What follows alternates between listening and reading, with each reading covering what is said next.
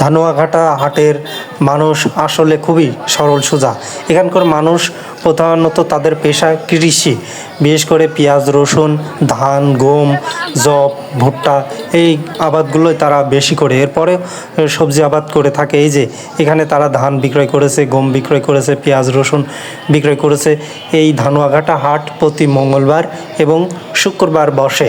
এখানকার মানুষ সকালে এসে তাদের পণ্য সামগ্রী বিক্রয় করে নানা রকমের যেগুলো নিত্যদিনীয় প্রয়োজনীয় দ্রব্য সামগ্রী সেগুলো এই হাট থেকেই ক্রয় করে। এই যে এখানে অনেকগুলো মিষ্টির দোকান, বিশেষ করে হাদল ইউনিয়ন পরিষদের পাশেই কাঁচা বাজার বসে এই ধানুয়াঘাটা হাটে কৃষকগণ সরাসরি এসেও তাদের পণ্য সামগ্রী বিক্রয় করে।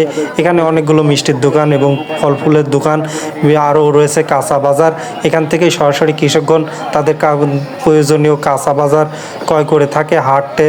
ধানুয়াঘাটার আশপাশের যতগুলো গ্রাম আছে সকলেই এই হাট থেকে পণ্য সামগ্রী ক্রয় করে এবং বিক্রয় করতে আসে। ধানুয়াঘাটার মানুষগুলো খুবই সুন্দর এবং সরল সোজা মানুষ।